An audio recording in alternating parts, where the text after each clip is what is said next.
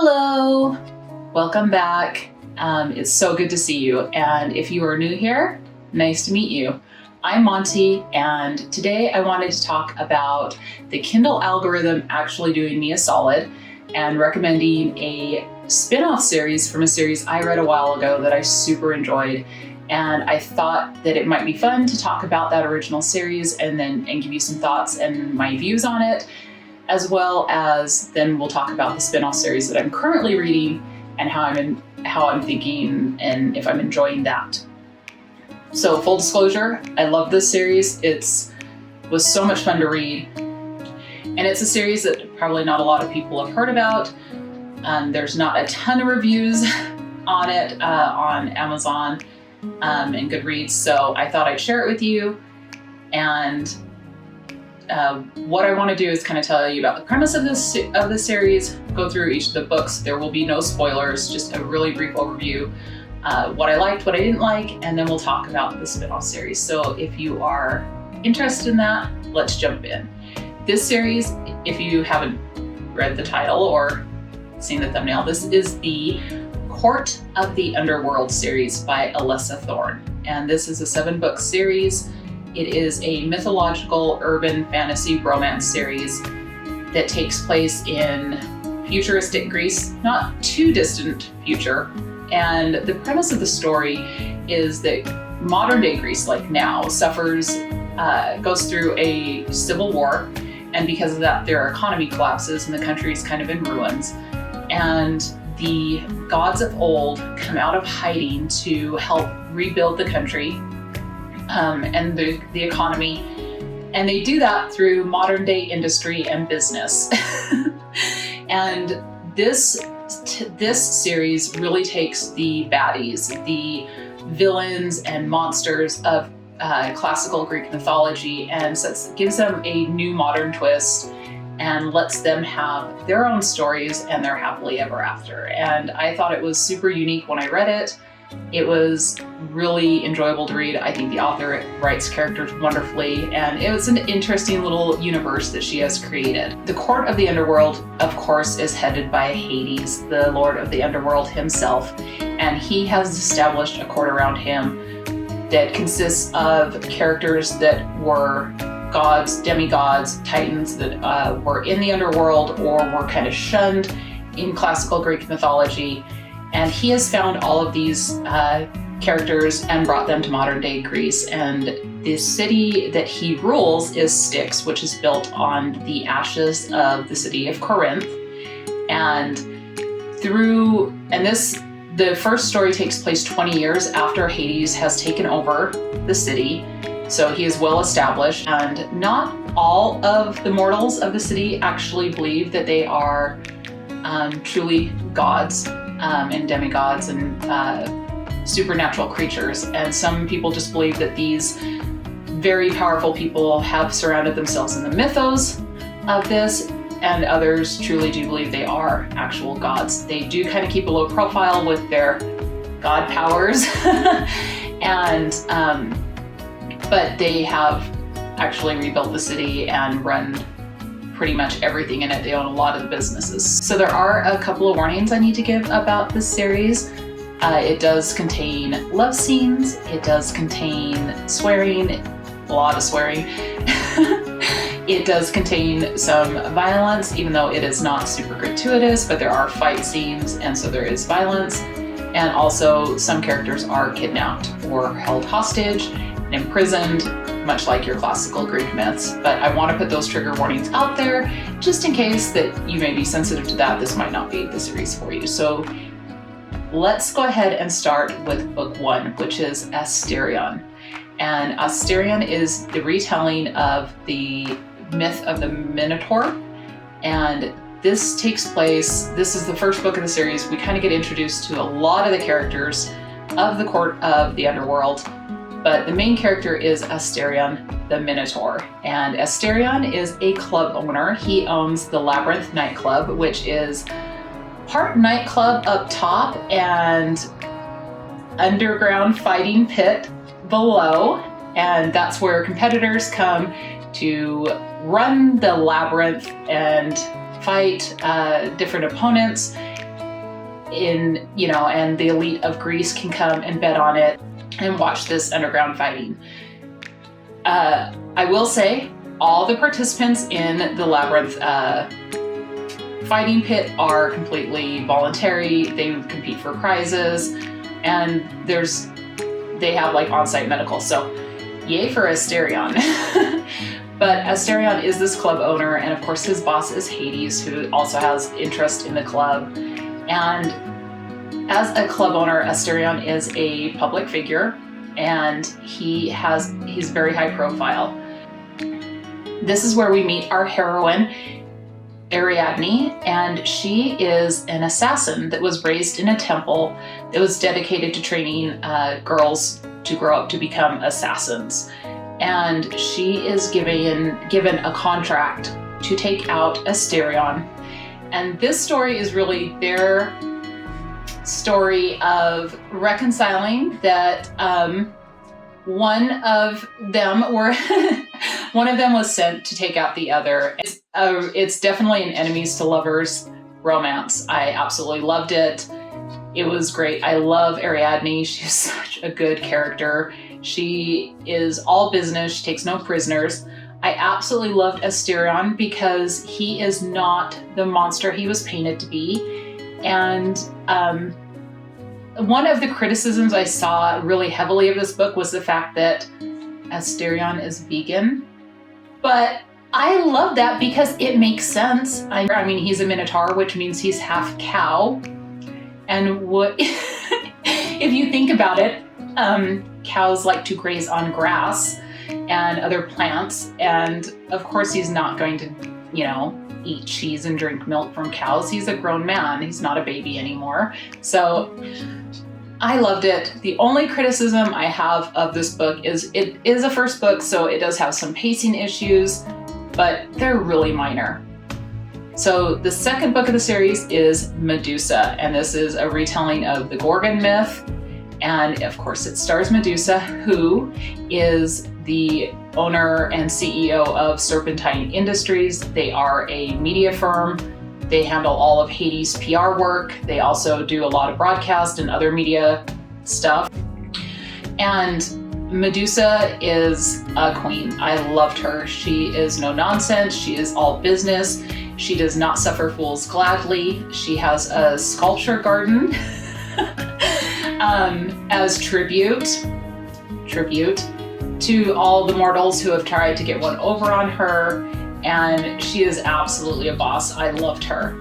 And our hero, of course, is Perseus. And in this world, Perseus is an artist who suffers from, he has very, very low vision because of an accident that happened in his teenage years. But he is able to see in color and energy auras, kind of like a heat-sensitive camera. And so he's also a former thief. He was like the greatest thief in all of Styx, but he's trying to go straight because he's trying to be a better role model for his younger sister, Danae. And Danae she's a character. I loved her. But Perseus is not quite where he wants to be with his art career. He's not making as much money as he used to from thieving. And some things come up, and he is offered a job to steal a necklace from Medusa at Serpentine Industries. This story is all about Perseus and Medusa meeting and what they go through and their tale together. This was absolutely probably my favorite book of the series. I absolutely loved it. I do have an affinity for, Perseus and his mythological tale, but he was not written like the arrogant upstart son of Zeus that you see in a lot of like the classical myth of Perseus. He is actually a down-to-earth, struggling artist that's very sarcastic and absolutely lovable. And him and Medusa together were so cute. I absolutely love this book. The only criticism I have of this book is I wanted more from it. I wanted to just continue and read more and more about those two. They were amazing. So the third book is Hades.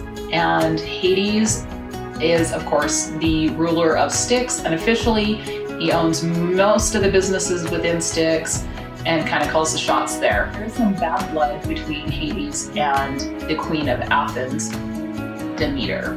Demeter runs a large corporation called Morning Harvest, and her and Hades have not always gotten along. They do have some business partnerships, but Hades really hates going to Athens and often will try to not go there. But after figuring out that there are some shady dealings happening with Morning Harvest and Demeter, Hades needs to get to the bottom of it to help his own court and his own companies. And he decides that the best way to go about this is to kidnap Demeter's daughter in order to get some information either from her or from Demeter. And of course, this introduces us to our heroine, Persephone. She was raised very strictly by Demeter. She's very protected. She's kept away from the public. And unfortunately, Persephone has a rebellious streak and she has a little bit of a wild side. So when she was younger, she used to sneak out of her house and go clubbing in Athens, looking for a good time all around. And 6 years before this book takes place, she happened to meet a very handsome, very mysterious older gentleman that in a bar, and they have a very hot makeout session. But when she learns who he is, Hades, she takes off. He never figures out who she is. This book is all about, it is definitely a retelling of the Hades and Persephone myth, and I loved it too. This is probably my second favorite book in the series. I don't know, it's really tied with Asterion though, because all the first 3 books are all retellings and they're really done really well. And the one thing I really liked is Hades is not like portrayed as a 20-year-old. He is portrayed as like a early 40s businessman. He has a little bit of silver at his temples. Like, we love to see it. But, and the best thing is Persephone's not portrayed as like a 20-year-old. She is in her 30s. So we get kind of these older characters that actually make sense with their age ranges, and it's not creepy at all. I love that Alessa Thorn did this. Absolutely fabulous. I don't have a really bad criticism because I love the character Persephone. She comes off as someone who is strong, and even though they've had this really privileged, protected background, she's not whiny. She has a mind of her own. Wonderful. Loved Hades. He's just great. So it's a great story. Okay, book 4 is Hermes. And Hermes is, of course, the god of magic, the messenger of the gods, the trickster god, the god of thieves. And when he comes into the picture, he unfortunately is suffering from a curse from Zeus, and he's mad. His mind is not right. He can't remember who he is. He doesn't understand where he's at. And it causes a lot of problems for the court of the Underworld. So in order to help Hermes, they call on their longtime nurse / EMT person that they've had to kind of come patch up the people at the labyrinth and to patch them up, and that is Selene. And so this is a story of how her helping Hermes heal from this curse and get his memories back and his mind back. And it's a very sweet story. Once again, love both of the characters. Selene is so caring and so sweet, and when you kind of learn her background, it really makes sense and it kind of propels the plot forward. Hermes is the arrogant, he's super arrogant, he's super chaotic, and a very fun character. So once again, books 1 through 4 all got 4 stars from me. I absolutely loved reading them. So book 5 is Thanatos, and Thanatos is the Titan of Death and has always been a kind of figure in mythology surrounding Hades and the Underworld. And Thanatos has had a crush on his very, very longtime friend, Hecate. And when he starts dreaming about Hecate, he realizes that she is not gone. She's not one of the gods that have found their final end. And he knows that she's in trouble. So he sets out to find Hecate and bring her 2 sticks and to bring her into the fold of the court and to help her out. And that's what this story is about. And Thanatos is such a sweetheart, and Hecate is such a good match for him. I loved the story. The only criticism I have is I feel like with this book and the next 2 books, the pacing starts to fall off and the narrative gets a little wild and a little chaotic, like the through plot, because it's kind of ever evolves through these stories, and it does get a little bit chaotic from here on out. So this, if I could have given it 3.5 stars, I would have. I think I ended up giving it 3 stars on Goodreads, but it's still a really good story. Next up is Charon, and Charon is the ferryman in the Underworld, and in this setting, he is an enforcer for Hades. He's also Hades' driver, and he is tasked by Thanatos to go and rescue Circe. Circe, of course, is stuck on her invisible island. She has been cursed by Zeus. She can't leave it. So he needs to first find an island that is impossible to find, and then win the trust of Circe and convince her to come back to modern society, because Circe has not been around anyone for thousands of years. So she's kind of been on her own, and that comes with its own challenges. Like I said, love both the characters. Charon is such a flirt in all of the books. You love to see him kind of fall under the spell of such a powerful witch like Circe, and she's amazing. So this that's their tale. Like I said, the criticism, the pacing's a little weird, and then the narrative, the plot is, like I said, it's pretty chaotic at this point, and it was just not as good as the first 4 books, I think, because at this point there was a lot more devoted to like kind of the subplots. So I just wish I would have been able to see more of Charon and Circe. And the final book is Erebus, and Erebus is the god of the dark and shadows, and he rescues Medea, who is the most hated woman in all of Greek mythology. Yet again, another sorceress witch who, when he rescues her, he does rescue her for a reason, but when he rescues her, unfortunately, it causes his true form, the darkness in him to come out, and he and her have to work through each other's darknesses. It's a really interesting book because both characters have their dark past. Medea absolutely is painted as one of the true baddies in Greek mythology, and so she has to work through those conflicts and everything, and she does that with Erebus. And this is where the through narrative kind of all wraps up. And so my only criticism is it's kind of like this had to wrap up very quickly, so there's a little pacing issue to wrap up the through narrative. And that right there is the 7 books of the Court of the Underworld series.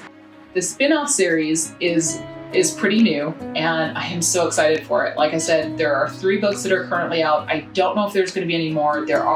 I didn't see where there's release dates for any of the new ones, and I have not made it through the 3rd book yet, so I don't know if it's going to lead to another book. And this is the Gods of the Duat series.